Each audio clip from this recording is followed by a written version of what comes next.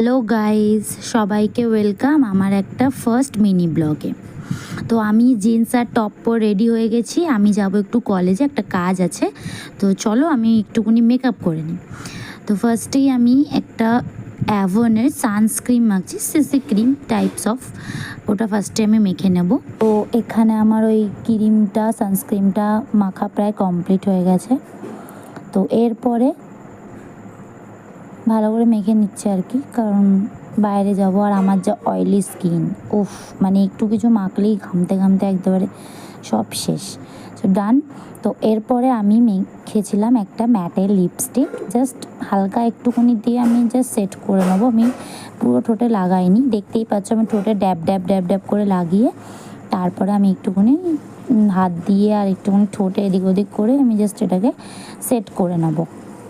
বেশি লিপস্টিক এই দিনের বেলা রোদের মধ্যে লাগাতে